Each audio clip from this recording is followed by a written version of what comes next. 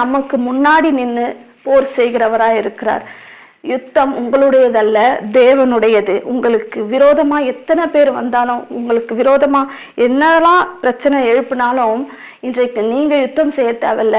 உங்களுக்கு முன்பதாக நின்று யுத்தம் செய்கிறவர் யார்?